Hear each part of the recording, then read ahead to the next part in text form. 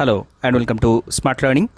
আজকে আমরা Indian polity থেকে অত্যন্ত গুরুত্বপূর্ণ একটা অধ্যায়, ইন্ডিয়ান পলিটির সবচেয়ে বড় অধ্যায় যেটা পার্লামেন্ট, এই অধ্যায়টা সম্পর্কে আজকে রিভিশন দেব এবং বিভিন্ন প্রশ্নোত্তর আলোচনা করব, যেগুলো সবথেকে বেশি গুরুত্বপূর্ণ হবে সেই প্রশ্নোত্তর আলোচনা করব। প্রথমত, পার্লামেন্ট এই বিষয়টা আমাদের সংবিধানে কত থেকে কত নম্বর আর্টিকেলের মধ্যে রয়েছে এবং কোন পার্টের মধ্যে রয়েছে, আর্টিকেল কত থেকে কতর মধ্যে রয়েছে আর কোন পার্টের মধ্যে রয়েছে সংবিধানের, সেটা খুব গুরুত্বপূর্ণ। তো এটা রয়েছে পার্ট 5-এ এবং আর্টিকেল 79 থেকে 122 পর্যন্ত। 79 থেকে 122 নম্বর আর্টিকেলের মধ্যে পার্লামেন্টের বিষয় বলা রয়েছে এবং এই বিষয়টা রয়েছে পার্ট 5-এ। তো এটা মূল বিষয়। এরপর পার্লামেন্টের মধ্যে কে কে রয়েছে, পার্লামেন্ট বলতে আমরা কি বুঝবো, কাকে কাকে ধরবো পার্লামেন্টের মধ্যে, কে কে রয়েছে পার্লামেন্টের মধ্যে? রাজ্যসভা, লোকসভা এবং স্পিকার। এবং স্পিকার না, প্রেসিডেন্ট। ও সরি, হ্যাঁ, রাজ্যসভা, লোকসভা এবং প্রেসিডেন্ট। প্রেসিডেন্ট কিন্তু এটার মধ্যে পড়ছে। তো এটা কনফিউজ করা হতে পারে কোয়েশ্চেন দিয়ে যে পার্লামেন্ট বলতে কি বোঝায়। সাধারণত পার্লামেন্ট বলতে কিন্তু আমরা রাজ্যসভা, লোকসভাকেই বুঝিয়ে থাকি, কিন্তু পার্লামেন্টের মধ্যে প্রেসিডেন্টও আসেন, এটা মনে রাখতে হবে। তো এটা একটা বিষয়।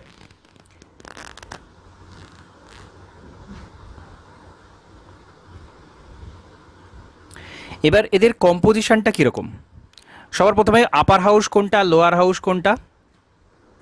আপার হাউস হচ্ছে রাজ্যসভা, লোয়ার হাউস হচ্ছে লোকসভা। লোকসভা। এবার রাজ্যসভার স্ট্রেংথ কত, কতজন ম্যাক্সিমাম মেম্বার রাজ্যসভাতে থাকতে পারেন? রাজ্যসভাতে 245 জন। 245 জন বর্তমানে আছেন, কিন্তু ম্যাক্সিমাম স্ট্রেংথ যদি জিজ্ঞাসা করা হয়, ম্যাক্সিমাম স্ট্রেংথ 250, 250। আর লোকসভাতে অ্যাট প্রেজেন্ট হচ্ছে 552।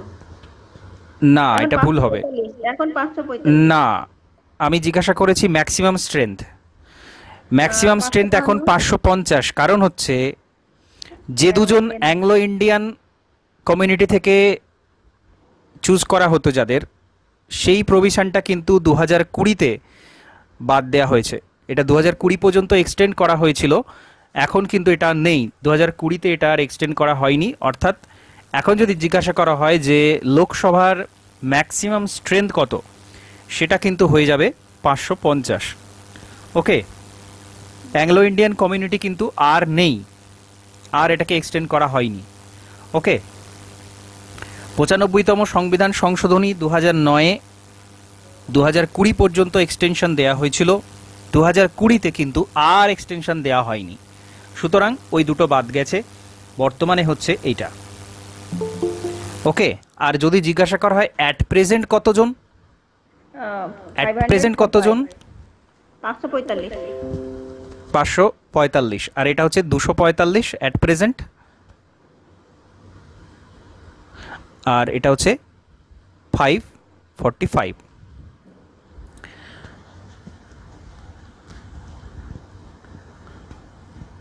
আর এই যে কতটা সিট থাকবে, এটা কে ঠিক করে, কিভাবে ঠিক হয়, কতজন? এই যে এখানে আমরা বলছি রাজ্যসভাতে 250 বা লোকসভাতে 550, এটা কারা ঠিক করে বা কিভাবে ঠিক হয়? জনসংখ্যার উপর ভিত্তি করে এটা ক্যাবিনেটই ঠিক করে। জনসংখ্যার উপর ভিত্তি করে এটা ঠিক হয় এবং এটাকে বর্তমানে 2022 পর্যন্ত আছে, পরে আবার 22 না, 2026 পর্যন্ত আছে। এটা 2026-এর পর ঠিক হবে যে এরপরে নতুন যে সেন্সাস 2021-এর অনুযায়ী যে সেন্সাস, যেটা এখনো আসেনি, সেটা আসার পরে 2026-এ ঠিক হবে যে আরও নতুন সিট বাড়ানো হবে নাকি কি করা হবে, ডিলিমিটেশনটা আবার করা হবে। হ্যাঁ, বা আবার এটাকে এক্সটেনশনও দেওয়া হতে পারে, সেটা ঠিক হবে। সেন্সাস অনুযায়ী এটা হয়ে থাকে, এই বিষয়টা গুরুত্বপূর্ণ, এটা মনে রাখতে হবে। আচ্ছা, আমাদের লোকসভাতে যে সিস্টেমটাতে ভোট হয়, আমরা যেটা বলি লোকসভা ভোট, সেটা কি সিস্টেমে ভোটটা হয়?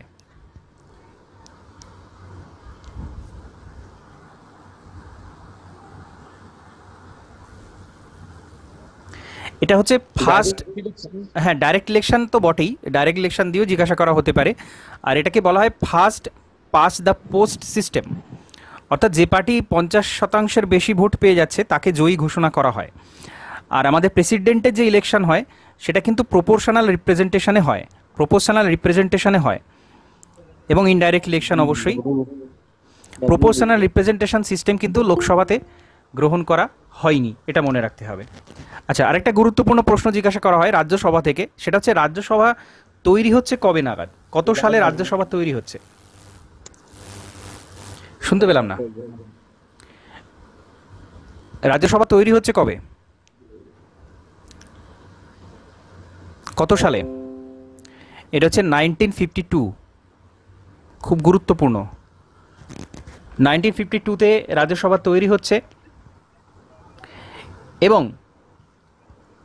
রাজ্যসভা হচ্ছে পার্মানেন্ট বডি। আমরা জানি রাজ্যসভা কিন্তু কখনোই ডিসলভ হয় না, লোকসভার মতো ভেঙে দেওয়া যায় না কখনোই রাজ্যসভাকে। এখন এই যে রাজ্যসভাকে ভেঙে দেওয়া যায় না, এটা কোথায় বলা রয়েছে?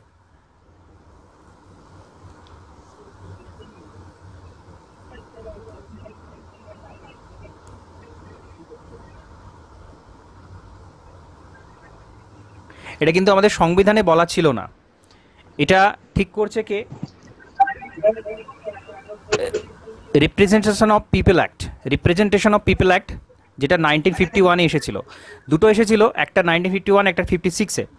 তো রিপ্রেজেন্টেশন অফ পিপল অ্যাক্ট, অর্থাৎ যারা কিনা রিপ্রেজেন্ট করছেন, আমরা যাদেরকে রাজ্যসভার মেম্বার বা লোকসভার মেম্বার করে পাঠাচ্ছি, সেই সংক্রান্ত যে আইন যেটা তৈরি হচ্ছে 1951-তে, সেখানে ঠিক হচ্ছে যে রাজ্যসভার যারা মেম্বার তাদের টার্ম হবে 6 বছর, এবং রাজ্যসভাটা কিন্তু কখনোই পুরোপুরি ডিসলভ হবে না। এই বিষয়টা এখানে কিন্তু এই আরপিএ 1951-এ, আরপিএ দিয়েও কনফিউজ করা হতে পারে, আরপিএ কিন্তু দুটো এসেছিল, 51 আর 56। তো এটা 51-এ ঠিক হয় যে এরকমভাবে রাজ্যসভার বিষয়টা এটা এরকম থাকবে। আর লোকসভার ডিউরেশন কতদিন? 5 বছর। আর যদি ভাঙা হয়, লোকসভা যদি ভেঙে দেওয়া যায়, তাহলে কি প্রসেসে লোকসভা ভাঙা হয়? 5 বছরের আগে যদি ভাঙা হয় তাহলে কি প্রসেস রয়েছে? নো কনফিডেন্স মোশন যদি মন্ত্রিসভার বিরুদ্ধে আনা হয়, যদি প্রধানমন্ত্রী মানে যদি মারা যায়, না, প্রধানমন্ত্রী মারা গেলে লোকসভা কেন ডিসলভ হবে? লোকসভা ডিসলভ হবে না, সেক্ষেত্রে ক্যাবিনেটটা তারা রিজাইন দেবে, আবার নতুন করে তৈরি হবে। কিন্তু প্রধানমন্ত্রী মারা গেলে পুরোপুরি সরকার তো চলে যাচ্ছে না, লোকসভা পুরোপুরি ভাঙছে না। ওকে, এখানে হ্যাঁ, নো কনফিডেন্সের ক্ষেত্রে হতে পারে, কিন্তু লোকসভা সেখানে ডিসলভ হবেই এরকম কিন্তু ব্যাপার নেই। নো কনফিডেন্স মোশনের ক্ষেত্রে কি হয়, সরকার যেটা ছিল, নো কনফিডেন্স মোশন পাস হওয়া মানে সরকারটা পড়ে গেল। এইবার যদি বিরোধী পক্ষকে কিন্তু আহ্বান করা হয়, সেখানে বিরোধী পক্ষ যদি সরকার তৈরি করতে পারে, সেটা জোট সরকার হোক বা যে কোনো প্রকারে হোক, তারা যদি করতে পারে, তাহলে কিন্তু এখানে লোকসভা ডিসলভ হবে না। সুতরাং সরাসরি বলা যায় না যে নো কনফিডেন্স পাস হলে লোকসভা পর্যন্ত ডিসলভ হয়ে যাবে, সরকার পড়ে যাবে, কিন্তু লোকসভা ডিসলভ হবে না। লোকসভা ডিসলভ হওয়ার অর্থ কি? নতুন করে আবার ভোট হওয়া। তো যেই ক্ষেত্রে অপোজিশন পার্টি সরকার করতে পারছে না, নো কনফিডেন্সও হয়ে গেছে, তখনই একমাত্র লোকসভা ডিসলভ হবে।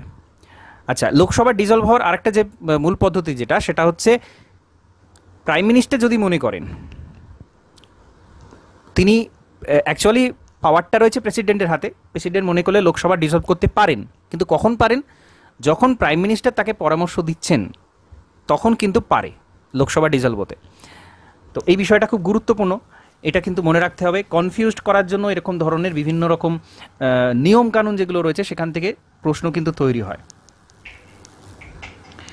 এবং এটা একটা বিষয় যে প্রেসিডেন্ট যখন এটা ভেঙে দিচ্ছেন, প্রেসিডেন্ট যখন লোকসভা ভেঙে দিচ্ছেন, সেটা কিন্তু ফার্দার কোনো কোর্টে যাওয়া যায় না সেটা নিয়ে। এটা একটা খুব গুরুত্বপূর্ণ বিষয়। লোকসভা ভেঙে যাওয়ার পর যখন প্রেসিডেন্ট ডিসলভ করছেন লোকসভা, তখন কিন্তু সেটা নিয়ে কোনো কোর্টে যাওয়া যায় না। তো এই সব ছোট ছোট পয়েন্টগুলো একটু মনে রাখতে হবে।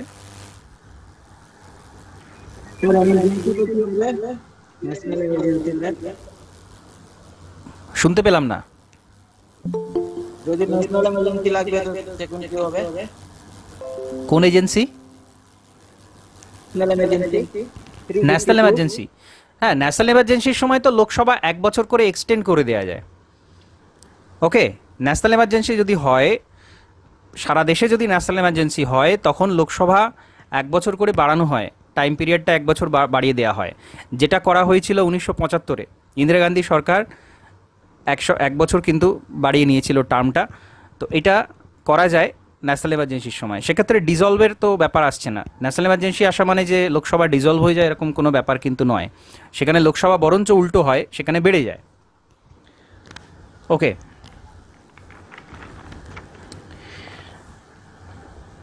আচ্ছা, এরপর এই যে পার্লামেন্টের রাজ্যসভা লোকসভার যে মেম্বারের বিষয়টা, যেটা সাধারণত প্রিলিমসের ক্ষেত্রে প্রশ্ন জিজ্ঞাসা করা হয় জায়গা থেকে, লোকসভার ক্ষেত্রে ন্যূনতম বয়স কত আর রাজ্যসভার ক্ষেত্রে ন্যূনতম বয়স কত?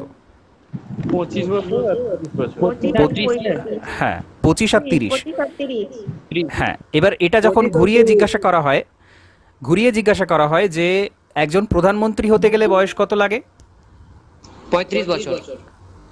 না, 25 ন্যূনতম 25। এটাই তো বললাম, ঘুরিয়ে দিলে তখন কিন্তু এটা কনফিউশনে পড়ে যায় অনেকেই, যে তাহলে প্রধানমন্ত্রী হতে গেলেও কি 25 বছরে হয়ে যায়? হ্যাঁ, 25 বছরেই হয়ে যায়, কারণ লোকসভার মেম্বার যদি উনি হন, প্রধানমন্ত্রী রাজ্যসভা থেকেও আসতে পারেন, লোকসভা থেকেও আসতে পারেন। তো যদি লোকসভা থেকে আসেন সেক্ষেত্রে তাহলে 25 বছর হলেই কিন্তু হয়ে যাচ্ছে। তো সুতরাং প্রধানমন্ত্রীর ক্ষেত্রেও নিয়মটা একই, 25 বছর হলেই তিনি প্রধানমন্ত্রী হওয়ার যোগ্য হয়ে যান। আর কি কি লাগে? একটা তো এজ হলো, আর কি কি কোয়ালিফিকেশন লাগে? ভারতীয় নাগরিক হতে হবে, নাগরিক হতে হবে। আর লোকসভা, রাজ্যসভা বা অন্যান্য কোনো অধিষ্ঠিত পদের, লাভজনক পদে অধিষ্ঠিত হলে চলবে না। হ্যাঁ হ্যাঁ, অফিস অফ প্রফিটের সাথে যোগ থাকলে হবে না, বা যেটা লাভজনক পদ বলা হচ্ছে সেখানে কিন্তু থাকলে হবে না। এইগুলোই মূল কোয়ালিফিকেশনের মধ্যে এগুলোই ধরা হয়। আর এই যে বিষয়টা, এটা কিন্তু ওই রিপ্রেজেন্টেশন অফ পিপল অ্যাক্টেই রয়েছে।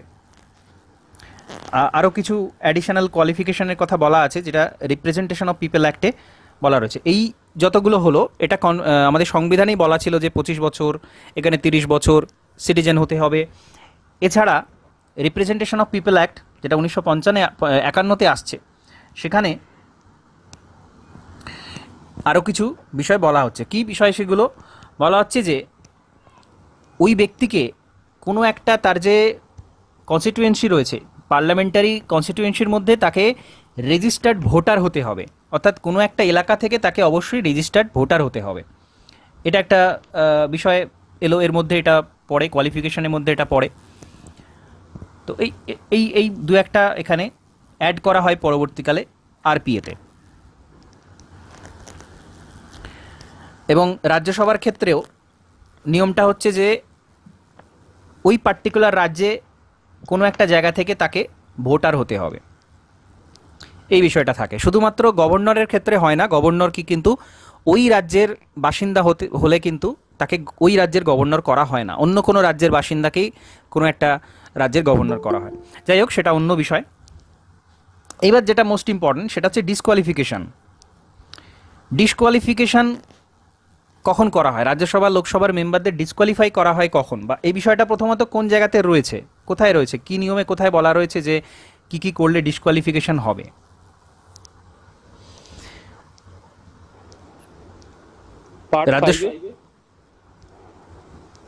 ডিসকোয়ালিফিকেশন, হ্যাঁ, পার্ট 5-এ তো কিছুটা বলা রয়েছে, আমাদের কনস্টিটিউশনে বলা রয়েছে ডিসকোয়ালিফিকেশনের বিষয়টা কিছুটা বলা রয়েছে। আবার আরপিএ 1951 এই আইনটাতেও আবার কিছু ডিসকোয়ালিফিকেশনের বিষয় কিন্তু বলা হয়েছে। আর ডিসকোয়ালিফিকেশন বলতে গেলে আরেকটা বিষয় আসে যেটা বারবার জিজ্ঞাসা করা হয় এবং খুব ইম্পর্টেন্ট, সেটা হচ্ছে anti defection law. Anti defection law এটা কত নম্বর পার্টে রয়েছে, কত নম্বর শিডিউলে রয়েছে? 8 নম্বর শিডিউল। না, খুব গুরুত্বপূর্ণ, এটা হচ্ছে 10th শিডিউল। এটা একদমই ভুললে চলবে না। 10th শিডিউল, 10th শিডিউল হচ্ছে anti defection law. Anti defection law কবে এসেছিল, কত সালে এসেছিল এটা? 73 না, এটা আসছে 85-তে, 1885। রাজীব গান্ধী গভর্নমেন্টের সময় এটা আসছে এবং এটা অ্যামেন্ডমেন্ট হচ্ছে 2003-তে। অ্যান্টি ডিফেকশন ল বিষয়টা কি? দলটা যদি মানে একটা দলে আছে অন্য দলে গিয়ে আবার কখন কখন একটা, এই তো আমরা দেখতে পাচ্ছি বর্তমান সময় যেমন আমরা দেখতে পাচ্ছি বিভিন্ন রাজনীতিবিদ তারা দল পরিবর্তন করছেন, কিন্তু হ্যাঁ তাহলে সবাই তো ডিসকোয়ালিফিকেশন, সবাইকে তো ঘোষণা করা হচ্ছে না। কখন হয় পার্টিকুলার, আমি একটু ক্লিয়ার আইডিয়া চাইছি, শুধু ওটা বললে হবে। হ্যাঁ, যখন সে এমপি বা এমএলএ হয় সেই সময় যদি সে দল করে, যখন হ্যাঁ মানে এক্স্যাক্টলি নির্বাচিত ইলেকশনের পর তিনি নির্বাচিত হয়ে গেলেন, তিনি শুধু দলের মেম্বারই নন, তিনি পার্লামেন্টে বা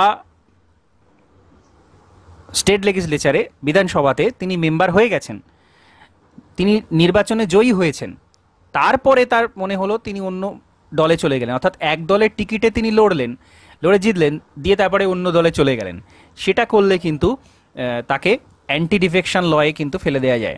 এখানে এক্সাম্পল হিসেবে বলা যায়, ঠিক যেমন মুকুল অধিকারীর ক্ষেত্রে হয়েছে, একটা দলের হয়ে নির্বাচন লড়েছেন, তারপরে অন্য দলে চলে গেছেন, তো সেই ক্ষেত্রে কিন্তু তাকে ডিসকোয়ালিফাই করা হয়।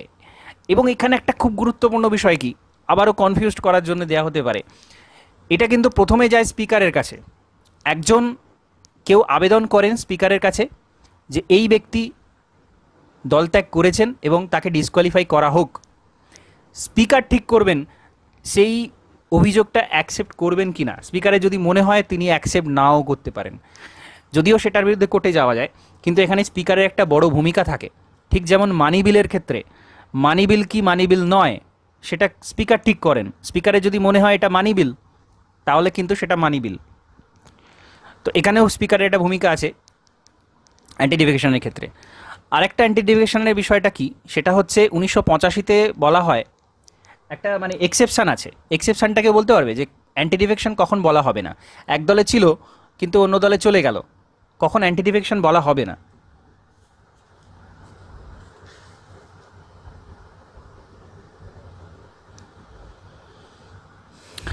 যদি কোনো একটা দলের 85-তে বলা ছিল 1/3 পার্সন যদি চলে যায়, 2003-এ সেটা অ্যামেন্ড করে 2/3 করা হয়েছে, অর্থাৎ একটা দলের 3 ভাগের 2 ভাগ লোক চলে গেল অন্য দলে, একটা হিউজ পরিমাণ অন্য দলে চলে গেল, যেটাকে বলা হচ্ছে 2/3, বর্তমানে যেটা 2/3 রয়েছে। তখন কিন্তু এটাকে আর অ্যান্টি ডিফেকশন বলা হবে না, তখন বলা হবে মার্জার, অর্থাৎ একটা দল অন্য দলের সাথে মার্জ হয়ে যাচ্ছে, বাকি যে 3 ভাগের 1 ভাগ পড়ে থাকছে সেটাকে আর ধরা হচ্ছে না, এটাকে ধরা হচ্ছে মার্জার। সুতরাং এরকম কেস হলে তখন আর সেটাকে অ্যান্টি ডিফেকশন বলা হয় না। বিভিন্ন ডিফেকশন 1885 না 1985? হ্যাঁ হ্যাঁ, এটা 19 হবে, এটা অবশ্যই 19 হবে, 1985। তো যখন এরকমভাবে 2/3 চলে যাচ্ছে তখন কিন্তু আর অ্যান্টি ডিফেকশন ধরা হচ্ছে না। তো এক্সেপশানগুলো এখানে মনে রাখতে হবে। তো এটা একটা বিষয় হলো। আচ্ছা, আরেকটা বিষয় যেটা জিজ্ঞাসা করা হতে পারে সেটা হচ্ছে কতদিন অ্যাবসেন্ট থাকলে কোনো একজন মেম্বারকে ডিসকোয়ালিফাই করা যেতে পারে? 6 মাস। 6 মাস না, 6 মাস না, 60 দিন, কিন্তু উইদাউট এনি নোটিশ। তিনি যদি পারমিশন নিয়ে থাকেন তাহলে 60 দিনেরও বেশি তিনি অ্যাবসেন্ট থাকলে কোনো অসুবিধা নেই। তো যদি 60 দিন কোনো রকম নোটিশ ছাড়া, কোনো রকম পারমিশন ছাড়া 60 দিনের বেশি যদি তিনি অ্যাবসেন্ট থাকেন, তাহলে তাকে ডিসকোয়ালিফাই করা যায়। আরও অনেক সেক্টর রয়েছে। যদি দেখা গেল তিনি দুটো হাউসেই তিনি ইলেক্ট হয়েছেন, তখন কিন্তু তাকে একটা সিট ছাড়তে হয়, না হলে তাকে রাজ্যসভাটা থেকে বাদ দেওয়া হয়, তাকে লোকসভাতে রাখা হয়। এরকম কিছু নিয়ম আছে যেখানে স্টেটমেন্ট তৈরি করে কনফিউজ করা হয়।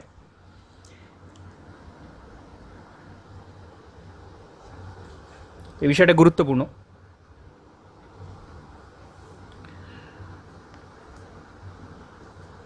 আচ্ছা, লোকসভার স্পিকার কাকে নির্বাচন করা হয়?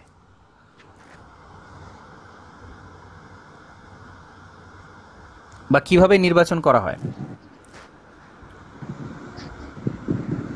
প্রোটেম স্পিকার না এমপি স্পিকার? না, স্পিকার, আমি শুধু স্পিকার বলেছি। লোকসভার যে সদস্যগণ আছে তাদের দ্বারা স্যার? হ্যাঁ না না, সুপ্রিম কোর্টের প্রধান বিচারপতি সমকক্ষ কোনো ক্ষমতা না না না না না, একেবারেই না। যারা নির্বাচিত হয়ে এলেন, পার্লামেন্ট শুরু হলো, নির্বাচিত হয়ে যারা এলেন তারাই নির্বাচন করছেন তাদের হাউসে স্পিকার কে হবেন। তো স্বাভাবিকভাবে হয় কি, যেটা মেজরিটি পার্টি যারা থাকে, যারা সরকার তৈরি করে, তারাই তাদের সরকারের কোনো এক ব্যক্তিকেই তারা নির্বাচন, সাধারণভাবে যে সরকার থাকে, যে দলের সরকার থাকে সেই দল থেকেই কেউ নির্বাচিত হয়ে আসেন, তারাই তাকে ভোট দিয়ে নির্বাচন করে।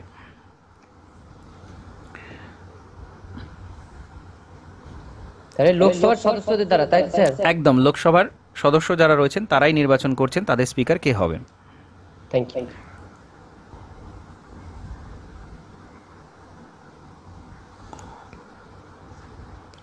লোকসভার স্পিকারকে যদি রিমুভ করতে হয় তাহলে কি প্রসেস রয়েছে? 14 দিন আগে তাকে চিঠি দিতে হবে। এক্স্যাক্টলি এটাই বলতে চাইছিলাম, এটাই মেনশন করতে হবে যে 14 দিন আগে কিন্তু নোটিশ দিতে হয় তাকে, তারপর একটা রেজলিউশন পাস হতে হয়, জটিল প্রসেস রয়েছে।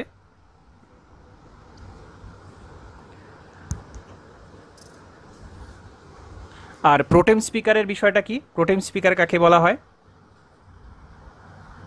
যখন স্পিকার নির্বাচিত কেউ হয় না সেই সময়, মানে একদম মন্ত্রিসভা শপথ নেওয়ার সময়, তখন মানে সব থেকে বয়স্ক যিনি নির্বাচিত লোকসভা দিয়ে, তাকে প্রোটেম স্পিকার হয় বলা হয়।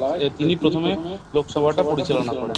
কে অ্যাপয়েন্ট করেন বা কে কিভাবে কি হয়? অ্যাপয়েন্ট কে করেন? প্রেসিডেন্ট অ্যাপয়েন্ট করেন। প্রেসিডেন্ট, এটা কিন্তু বলতে হবে, প্রেসিডেন্ট অ্যাপয়েন্ট করেন লোকসভাতে প্রোটেম স্পিকার। কারণ যখন প্রথম লোকসভাটা শুরু হচ্ছে তখন তো কেউ স্পিকার নেই, তো সেই সময় একজনকে প্রোটেম স্পিকার প্রেসিডেন্ট ঠিক করেন, প্রেসিডেন্ট অ্যাপয়েন্ট করেন প্রোটেম স্পিকার। তিনি যতক্ষণ না নতুন স্পিকার নির্বাচন হচ্ছে ততক্ষণ পর্যন্ত তিনি থাকেন। আচ্ছা, কাস্টিং ভোটটা কি? লোকসভায় কোনো বিষয়ে ভোটদানের ক্ষেত্রে যদি মানে অমীমাংসিত হয়ে থাকে, সেটা হচ্ছে কাস্টিং ভোট। মানে স্পিকার কাস্টিং ভোট প্রয়োগ করে। স্পিকার দিয়ে থাকেন। এটাই বলতে হবে যে স্পিকার কিন্তু ফার্স্ট ইনস্ট্যান্সে ভোট দেন না, প্রথমেই তিনি ভোট দেন না। যদি টাই হয়, 50-50 যদি হয়, তখন তিনি কাস্টিং ভোটটা প্রয়োগ করে থাকেন।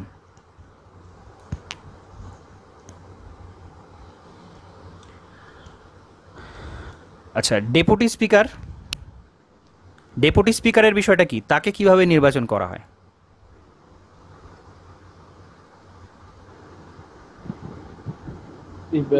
ডেপুটি স্পিকারের নির্বাচনটা একইভাবেই হয়, ওই মানে লোকসভার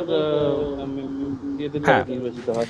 একদম, স্পিকার নির্বাচন হয়ে গেল, তারপরে তিনি একটা ডেট দিলেন, সেই ডেটে একই প্রসেসে লোকসভার যারা মেম্বার তারাই ঠিক করছেন কিভাবে এখানে হবে, নির্বাচনটা কীরকমভাবে হবে, তারাই নির্বাচন করেন, সেম প্রসেস।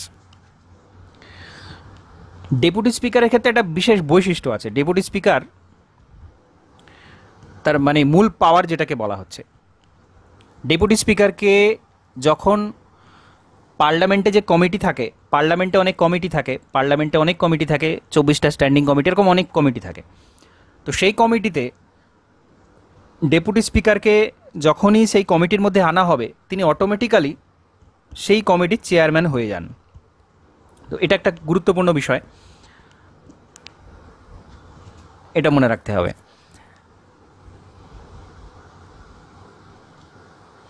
আচ্ছা, আরেকটা ফ্যাকচুয়াল কোশ্চেন এখান থেকে জিজ্ঞাসা করা হতে পারে,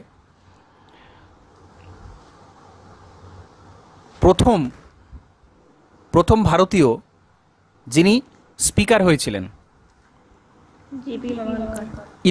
ইলেক্টেড স্পিকার, এটা শুধুমাত্র মানে স্বাধীনতার পরে বলছি না, প্রথম ভারতীয় হিসাবে স্বাধীনতার পূর্বে, মানে প্রথম হিসাব করলে স্বাধীনতার পূর্বে, স্বাধীন ভারতের প্রথম বললে সেটা হলো, কিন্তু যদি বলা হয় যে প্রথম ভারতীয় কে সেন্ট্রাল লেজিসলেচারে ইলেক্টেড স্পিকার হয়েছিলেন, হিস্ট্রিতেও হতে পারে প্রশ্নটা, সেটা হচ্ছে বল্লভভাই প্যাটেল। বল্লভভাই প্যাটেল 1925-এ সেন্ট্রাল লেজিসলেচারে ইলেকশনের মাধ্যমে উনি কিন্তু স্পিকার হয়েছিলেন। খুব গুরুত্বপূর্ণ, এটা হিস্ট্রিতে জিজ্ঞাসা করা হতে পারে। আর যদি স্বাধীন ভারতে বলে দেওয়া হয় তাহলে জিভি মাবলাঙ্কার স্বাধীন ভারতে প্রথম স্পিকার হয়েছিলেন।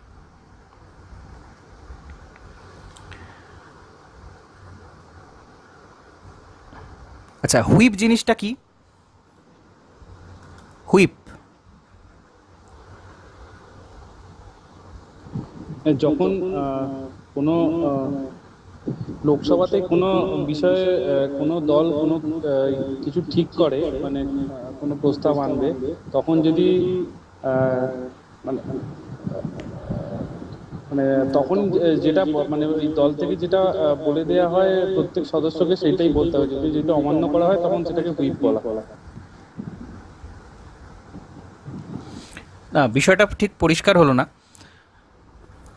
হুইপটা বেসিক্যালি আমাদের সংবিধানের কোনো বিষয় এটা নয়, এটা হচ্ছে এক ধরনের কন্ট্রোলিং সিস্টেম।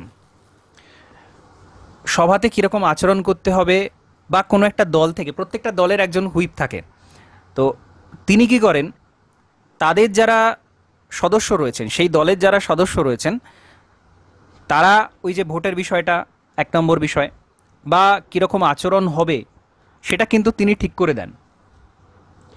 যদি সেই দলের কোনো ব্যক্তি তার আদেশটা না মানেন, তাহলে কিন্তু তাকে জবাবদিহি করতে হয়, বা তাকে কিন্তু সেই দল থেকে কিন্তু বাদ দেওয়া হতে পারে। তো প্রত্যেকটা পলিটিক্যাল পার্টি, সেটা রুলিং পার্টি হোক, অপোজিশন পার্টি হোক, প্রত্যেকটা পার্টির একজন করে হুইপ কিন্তু থাকেন। আচ্ছা, এবার যেখান থেকে খুব বেশি প্রশ্ন হয় সেটা হচ্ছে পার্লামেন্টে যে সেশন হয়, প্রথমত সুমনিং বিষয়টা কি? সুমনিং,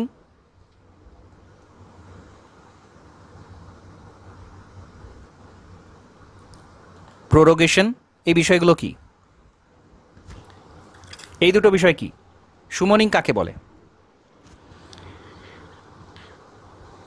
মানে কোনো মানে হঠাৎ করে যদি কোনো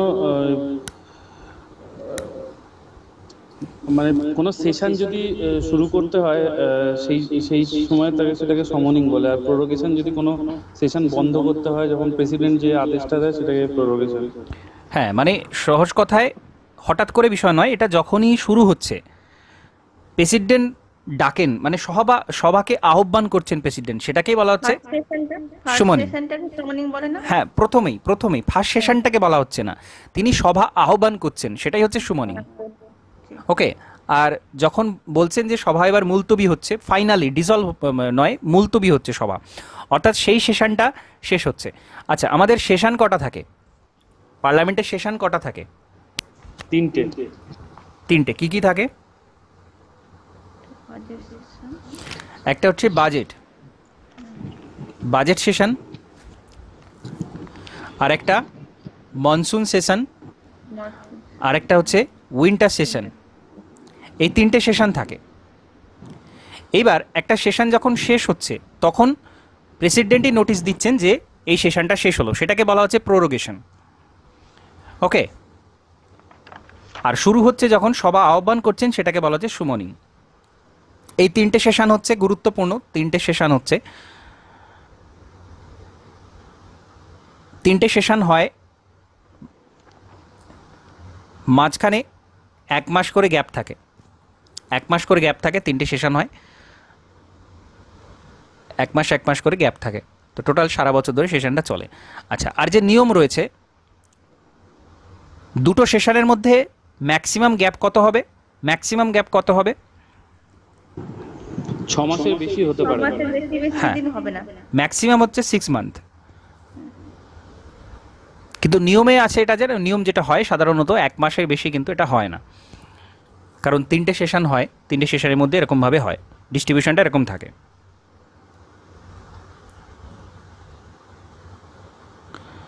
আচ্ছা, অ্যাডজর্নমেন্ট বিষয়টা কি? অ্যাডজর্নমেন্ট যখন কোনো একদিনের সভা যখন মন্তব্য করা হয় তখন ওই সেটাকে অ্যাডজর্নমেন্ট বলে, মানে সেই দিনের জন্য যখন সভা শেষ হয়। হ্যাঁ, সেদিনের মতো শেষ হয়। আরেকটা আছে অ্যাডজর্নমেন্ট সাইনে ডাই। এই দুটোর মধ্যে কি তফাৎ? একটা অ্যাডজর্নমেন্ট আর একটা অ্যাডজর্নমেন্ট সাইনে ডাই।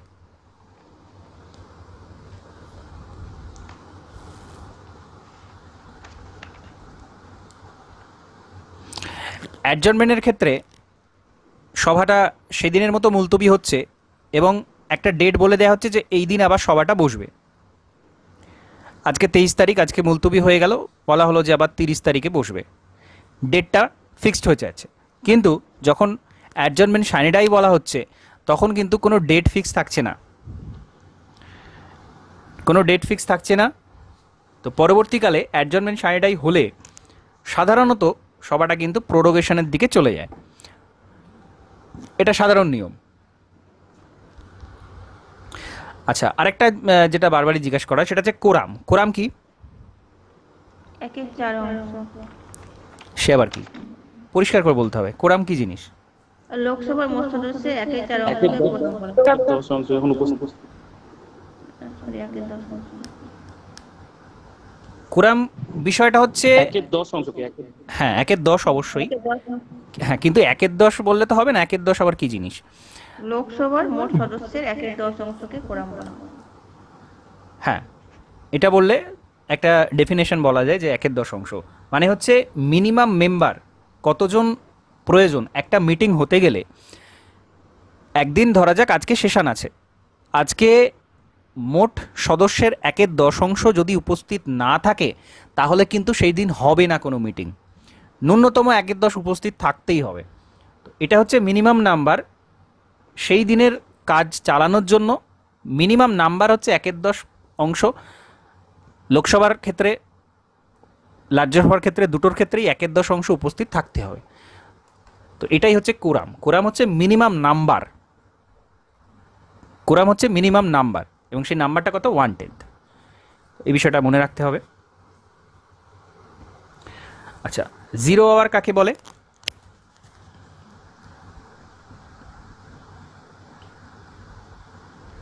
আর 12টা থেকে 1টা পর্যন্ত আমাকে 0 আওয়ার বলা হয়।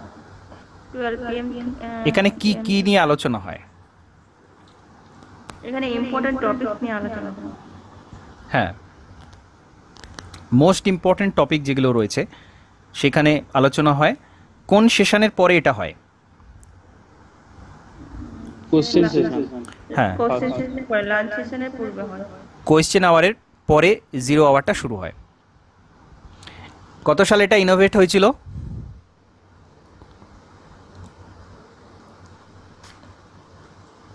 জিরো আওয়ার কত সালে ইনোভেট হয়েছিল? এটা মনে রাখতে হবে, কারণ হচ্ছে 0 আওয়ার ইন্ডিয়ান ইনোভেশন।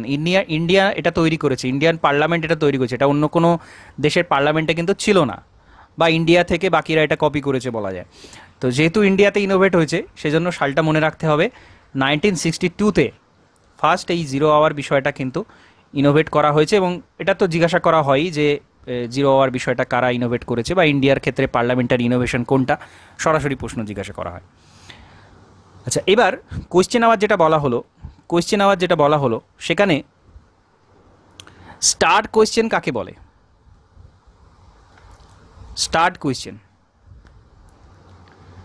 একজন সদস্য দিনে একটি মাত্র প্রশ্ন করতে পারলে সেটা উত্তর দেওয়া হচ্ছে মৌলিকভাবে, সেটা হচ্ছে স্টার্ট কোশ্চেন। একটি মাত্র কোয়েশ্চেন ব্যাপারটা সেরকম নয়, এটা হচ্ছে সাপ্লিমেন্টারি কোশ্চেনগুলো করা যাবে না, মানে এক্স্যাক্টলি প্রথম থেকে এক্স্যাক্টলি ওরাল অ্যানসার দিতে হয়। যেহেতু ওরাল অ্যানসার দিতে হয়, অর্থাৎ একজন সদস্য আছেন, তিনি তিনি মন্ত্রীকে প্রশ্ন করলেন, প্রশ্ন শুরু হলো, মন্ত্রী প্রশ্নের উত্তর দিলেন, আবার তিনি সাপ্লিমেন্টারি কোয়েশ্চেন করবেন, সেই প্রশ্নের ভিত্তিতে আবার তিনি প্রশ্ন করবেন, সেই উত্তরের ভিত্তিতে আবার প্রশ্ন করবেন, আবার প্রশ্ন করবেন, এরকম প্রশ্ন করে যেতে পারেন। তো এটাই হচ্ছে স্টার্ট কোয়েশ্চেনের বৈশিষ্ট্য। আর আনস্টার্ট কোয়েশ্চেনটা কি? 10 দিনের আগে নোটিশ দিতে হবে, লিখিত উত্তর দিতে হবে। আনস্টার্ট কোয়েশ্চেন হ্যাঁ, মানে 10 দিন আগে নোটিশ দিতে হবে, আর সেটা লিখিত তাহলে উত্তর শর্ট দেওয়া নোটিস কোয়েশ্চেন কোনটা? হয়। 10 দিনের কম সময় নোটিশ যেটা জিজ্ঞেস করা হয় সেটা সেটা হচ্ছে শর্ট নোটিস কোয়েশ্চেন। আর যেটা আনস্টার্ট কোয়েশ্চেন সেটা হচ্ছে লিখিত উত্তর দিতে হয়। হ্যাঁ। ওকে, 10 দিনের ব্যাপারটা কিন্তু শর্ট নোটিস কোয়েশ্চেনে থাকে।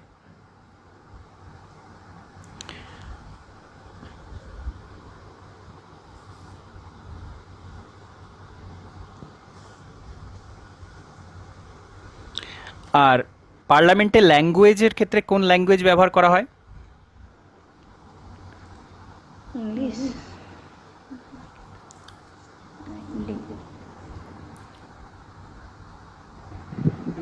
এমনি হিন্দি এবং ইংরেজি ব্যবহার করা যেতে পারে, আর যদি মাতৃভাষা ব্যবহার করতে হয় আগে থেকে সেটা স্পিকারকে জানিয়ে রাখতে হবে। হ্যাঁ হ্যাঁ এক্স্যাক্টলি, দুটোর ক্ষেত্রে দুটো ল্যাঙ্গুয়েজই চলে। প্রথমে ইংলিশ ছিল, পার্লামেন্ট তৈরি হওয়ার 15 বছর পর্যন্ত ইংলিশ ছিল, পরবর্তীকালে হিন্দিটাকেও কিন্তু এর সাথে অ্যাড করে নেওয়া হয়। অর্থাৎ বর্তমানে যদি বলা হয় ইংলিশ হিন্দি নর্মালি, কিন্তু মাতৃভাষাও ব্যবহার করা যেতে পারে।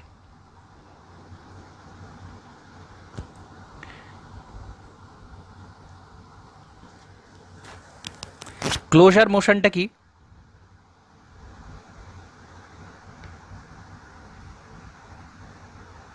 ক্লোজার মোশনটাও খুব গুরুত্বপূর্ণ। ক্লোজার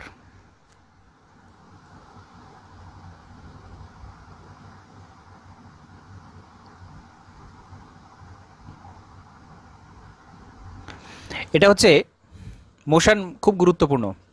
কোয়েশ্চেন আওয়ার বা এই ধরনের এই কোয়েশ্চেনের থেকে মোশন থেকে প্রশ্ন তৈরি হতে পারে। মোশন, ক্লোজার মোশন হচ্ছে যখন কোনো ডিবেট দীর্ঘায়িত হয়ে যাচ্ছে তখন সেটাকে ছোট করার জন্য বা সেটার বিষয়ে ভোটাভুটি করার জন্য যখন সেটাকে বলা হচ্ছে তখন সেটা হচ্ছে ক্লোজার মোশন, অর্থাৎ আলোচনাটা ছোট করে নেওয়া।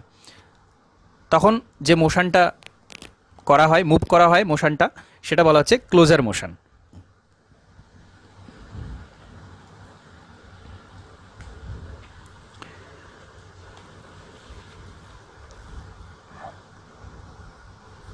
আর নো কনফিডেন্স মোশনটা কি?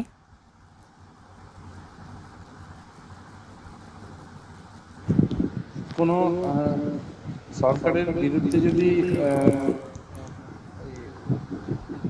মানে পার্লামেন্টের সদস্যরা আস্থা না রাখতে পারে তাহলে সেটাকে নো কনফিডেন্স মোশন বলে। ন্যূনতম কতজন মেম্বারকে এই মোশনের জন্য? 2/3 অংশ। 50 50 মেম্বার, 50 জনকে এটাতে নোটিশ দিতে হয়। ন্যূনতম 50 জন যদি এগ্রি থাকে তখনই কিন্তু এটা হতে পারে। এবং নো কনফিডেন্স মোশনের মূল যে বিষয়টা সেটা হচ্ছে কালেকটিভ রেসপন্সিবিলিটি। মন্ত্রিসভাতে যারা থাকেন তারা কালেকটিভলি রেসপন্সিবল। এই ওয়ার্ডটা খুব গুরুত্বপূর্ণ, কালেকটিভ রেসপন্সিবিলিটি। অর্থাৎ মন্ত্রিসভা যে ডিসিশন নিচ্ছে সেই ডিসিশনের জন্য প্রত্যেকে দায়ী। ধরা যাক এডুকেশন মিনিস্ট্রি থেকে একটা ডিসিশন নেওয়া হলো, কিন্তু এই ডিসিশনের জন্য প্রত্যেকে দায়ী। প্রত্যেকটা ডিপার্টমেন্ট যত মন্ত্রী আছে সমস্ত মন্ত্রী এই ডিসিশনের জন্য দায়ী। এটাকে বলা হয় কালেকটিভ রেসপন্সিবিলিটি। এইবার অর্থাৎ কেউ একজন কিন্তু আঙুল তুলতে পারেন না, প্রত্যেকে দায়ী। একটা ডিসিশনের জন্য। এইবার যদি এই মিটিংয়ে কোনো একজন মেম্বারের মনে হয় যে এই যেটা ঠিক করা হলো এটা আমি মানতে পারছি না, তিনি কিন্তু তখন সেটা বেরিয়ে যেতে পারেন, তিনি মন্ত্রিসভা থেকে বেরিয়ে যেতে পারেন বা তিনি রিজাইন দিতে পারেন। এটা এতটাই গুরুত্বপূর্ণ, মানে এটার গুরুত্ব রাখা হয়েছে, তার পিছনে কারণ রয়েছে অনেক, যে কালেকটিভ রেসপন্সিবিলিটি। তো কালেকটিভ রেসপন্সিবিলিটি কত নম্বর আর্টিকেলে আছে জিজ্ঞাসা করা হয়, কালেকটিভ রেসপন্সিবিলিটি কত নম্বর আর্টিকেলে আছে? এটা আছে আর্টিকেল 75-এ, আর্টিকেল 75-এ কালেকটিভ রেসপন্সিবিলিটির কথা বলা রয়েছে।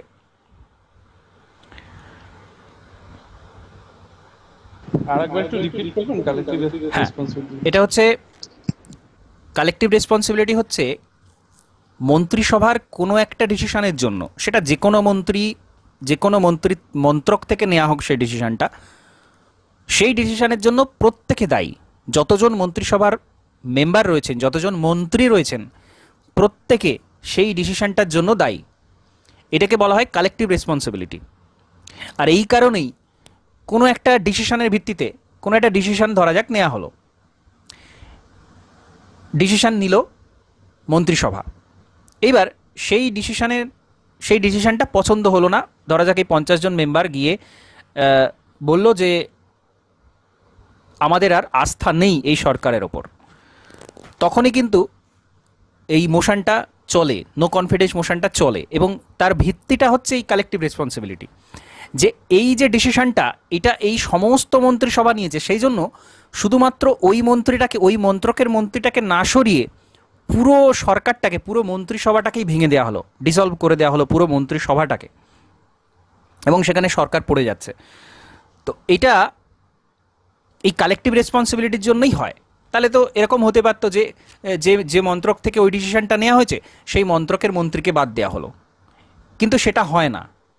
কেন হয় না? কারণ হচ্ছে এই আর্টিকেল 75, যেটা বলছে যে কালেকটিভলি রেসপন্সিবল, একটা ডিসিশনের জন্য, এই সরকারের একটা ডিসিশনের জন্য সমস্ত মন্ত্রিসভাটা দায়ী। ওকে, এটা হচ্ছে কালেকটিভ রেসপন্সিবিলিটি। আর এই কালেকটিভ রেসপন্সিবিলিটিকে বজায় রাখার জন্যই নো কনফিডেন্স মোশনটাকে আনা হয়, বা বলা যায় যে আর্টিকেল 75 আছে বলেই নো কনফিডেন্স মোশনটাকে আনা যায়, না হলে হঠাৎ করে নো কনফিডেন্স আনা যায় না। যে কালেকটিভলি রেসপন্সিবল, কোনো একটা ঘটনা ঘটলো, কোনো একটা ডিসিশন নিল এরা, ধরা যাক কৃষি বিল যেমন এসেছিল, কৃষি বিল এসেছিল, সেটা অনেকে মেনে নেয়নি, ধরে নেওয়া যাক সেই কৃষি বিল আসার কারণে যারা সদস্য রয়েছেন পার্লামেন্টে তারা অনেকে 50 জন বা তার বেশি ঠিক করলেন যে আমরা নো কনফিডেন্স মোশন আনবো। তখন তারা শুধুমাত্র কৃষি মন্ত্রকে যিনি আছেন সেই মন্ত্রীকে বাদ দেওয়ার কথা বলছেন না, তখন কিন্তু তারা বলছেন পুরো মন্ত্রিসভাটাকে ভাঙতে হবে, কারণ হচ্ছে এরা কালেকটিভলি রেসপন্সিবল, ওই ডিসিশনটার জন্য, কৃষি বিলের জন্য, ওই ডিসিশনটার জন্য সকলে দায়ী। বিষয়টা হচ্ছে এটা হচ্ছে কালেকটিভ রেসপন্সিবিলিটি, এবং এটা আর্টিকেল 75-এ আছে, এটা কিন্তু বারবার জিজ্ঞাসা করা হয়। কালেকটিভ রেসপন্সিবিলিটি একটা খুব গুরুত্বপূর্ণ বিষয়।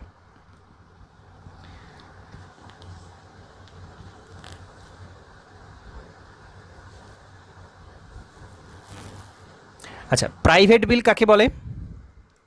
প্রাইভেট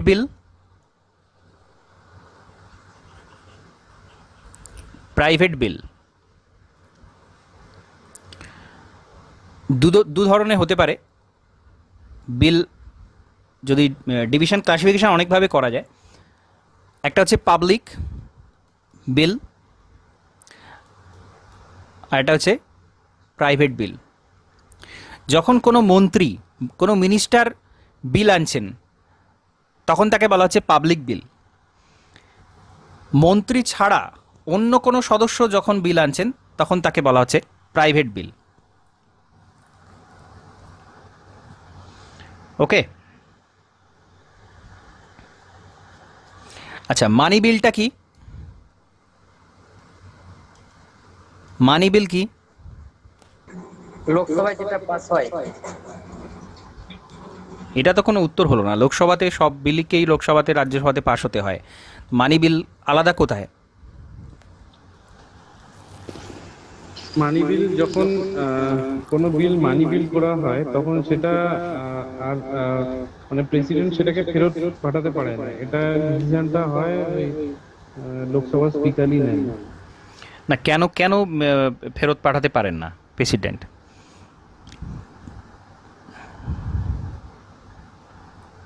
এটা কারণ হচ্ছে মানি বিল যখন উপস্থাপন করা হয়, মানি বিল লোকসভাতেই করা হয়। কেন করা হয়? স্পিকার সিদ্ধান্ত চূড়ান্ত থাকে তার জন্য। না না না, সেটা কারণ নয়। মানি বিল কারণ হচ্ছে লোকসভাটা কি, লোকসভার যারা মেম্বার তাদেরকে সাধারণ মানুষ ভোট দিয়ে নির্বাচিত করে এনেছেন, কিন্তু রাজ্যসভা তো সাধারণ মানুষ নির্বাচন করেনি।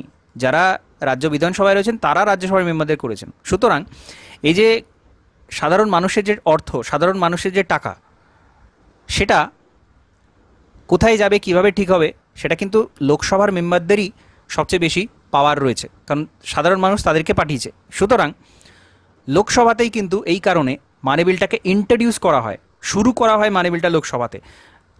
রাজ্যসভাতেও যায়, রাজ্যসভাতে যায়, কিন্তু নিয়মটা কি আছে রাজ্যসভার ক্ষেত্রে? মানি বিল যখন রাজ্যসভাতে যায় তখন কি হয়? সেটাকে মানে 14 দিনের মধ্যে ফিরিয়ে দিতে হবে, মানে সেটার উপরে কোনো মানে সেটাকে পাস করতে হবে, মানে কোনো রকম ভাবে হ্যাঁ এমনি বিরোধ মানে করা যায় না। হ্যাঁ হ্যাঁ, প্রথম থেকে বিষয়টা হচ্ছে, ফার্স্ট অফ অল প্রেসিডেন্টের রিকমেন্ডেশন লাগে, প্রেসিডেন্টের পারমিশন লাগে মানি বিল উপস্থাপন করতে গেলে লোকসভায়। তো প্রেসিডেন্টের কাছে আগে যাওয়া হলো, প্রেসিডেন্ট পারমিশন দিলেও এটাকে উপস্থাপন করো। এইবার সেটাকে লোকসভাতে উপস্থাপন করা হলো, লোকসভার স্পিকার সেটাকে প্রথমে অ্যাকসেপ্ট করতে হয়, লোকসভার স্পিকারকে বলতে হয় হ্যাঁ এটা মানি বিলই, এটা অন্য কিছু নয়। তারপরে সেটা লোকসভায় পাস হতে হয়। পাস যদি না হয় সেটা তো চলেই গেল, সেটা নিয়ে কোনো সমস্যা নেই। পাস হয়ে যাওয়ার পর সেটা যায় রাজ্যসভায়। রাজ্যসভাতে পাস হোক পাস না হোক কিচ্ছু যায় আসে না, সেটাকে 14 দিনের মধ্যে ফাইনাল করে পাঠাতে হয়। অর্থাৎ লোকসভায় ফাইনাল কথা বলছে, রাজ্যসভাতে যায় জাস্ট নিয়ম মাফিক যায়, সেখানে কোনো তাদের কোনো কিছু পাওয়ার নেই মানি বিল সংক্রান্ত। তো এরপরেই প্রেসিডেন্টের কাছে যখন ফাইনালি যাচ্ছে, প্রেসিডেন্ট তাতে সই করতে বাধ্য। প্রেসিডেন্টের যে ভেটো পাওয়ার আছে, তার কোনো ভেটো পাওয়ার তিনি এখানে কাজে লাগাতে পারছেন না। এটাই হচ্ছে মানি বিল। মানি বিল কত নম্বর আর্টিকেলে রয়েছে? 110। আর্টিকেল 110। মানি বিল যেমন আধার বিল যেটা ছিল, আধার কার্ড আসার আগে আধার কার্ডকে কিন্তু মানি বিল হিসেবে উপস্থাপন করা হয়েছিল। তো ওই যে স্পিকার ডিসিশন নিচ্ছেন যে এটা মানি বিল, তার বিরুদ্ধে কিন্তু কোর্টে যাওয়া যায়, যেটা হয়েছিল আধার বিলের ক্ষেত্রে। কারণ আধার যখন আসে তখন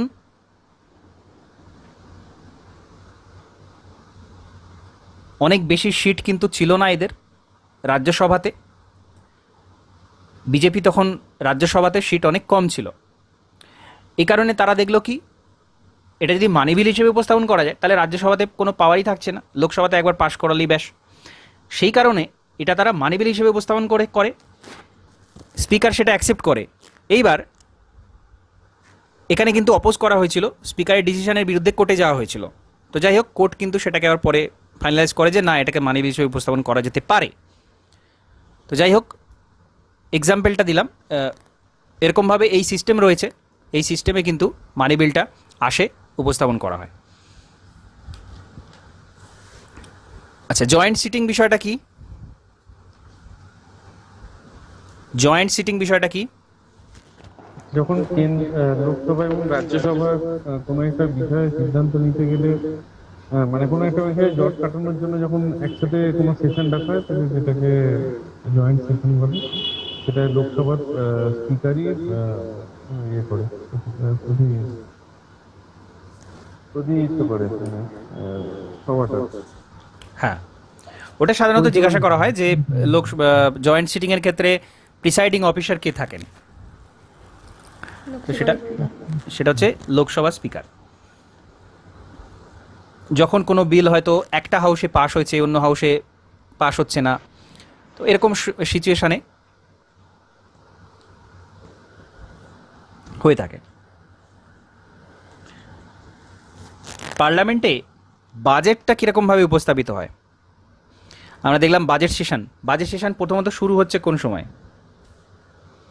বাজেট কখন আসে? ফেব্রুয়ারিতে শুরু হলো budget session.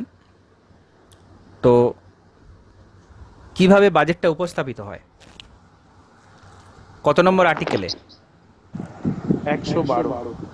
Article 112। Annual financial statement, budget বলা নেই, বলা আছে অ্যানুয়াল ফাইন্যান্সিয়াল স্টেটমেন্ট। তো এটা কোথায় উপস্থাপন করা হয়, কোন হাউসে? Lower house. কোন মিনিস্ট্রি? Finance ministry.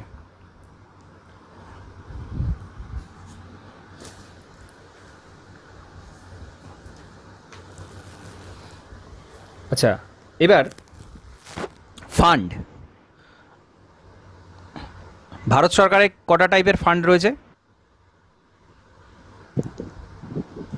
3টে। কি কি রয়েছে?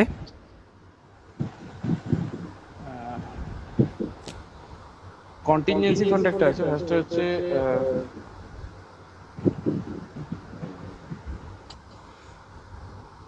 এটা হচ্ছে কনসলিডেটেড ফান্ড। হ্যাঁ, কনসলিডেটেড ফান্ড, কন্টিনজেন্সি ফান্ড আর পাবলিক।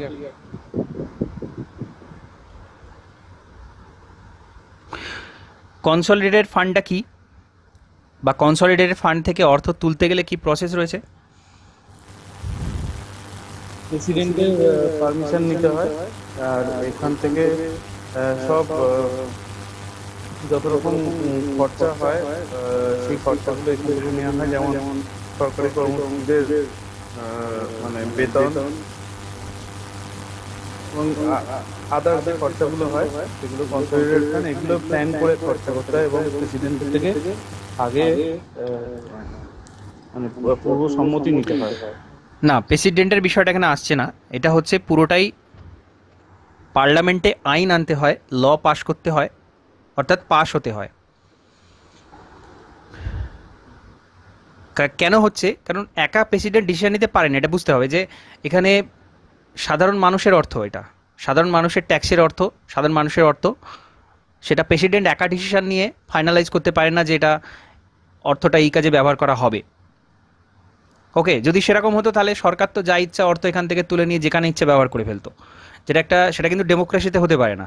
যেহেতু আমাদের ডেমোক্রেসি, সাধারণ মানুষের অর্থ, সেই জন্যে এটা পার্লামেন্ট ঠিক করে। পার্লামেন্টে একটা আইন আনতে হয়, সেটা পাস হতে হয়, তবে কনসলিডেটেড ফান্ড থেকে টাকা তোলা যায়, কারণ এটা সাধারণ মানুষের অর্থ। সেজন্য লোকসভা ঠিক করবে যে এখান থেকে অর্থ তোলা হবে নাকি তোলা হবে না। এই বিষয়টা খুব গুরুত্বপূর্ণ এবং এটার জন্যই এটা মনে রাখতে হবে যে কনসলিডেটেড ফান্ড থেকে অর্থ তুলতে গেলে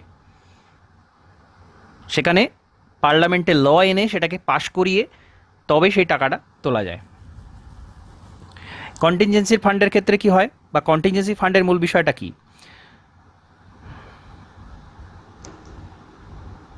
মানে যখন কোনো সময় অর্থের হঠাৎ করে দরকার হয়ে পড়ে, সেই যেখানে ক্যাবিনেটের থেকে মানে সম্মতি মানে ওই অ্যাক্ট পাস না করানোর আগে যে খরচাটা করতে হয় সেটা কন্টিনজেন্সি ফান্ড থেকে করতে হয়।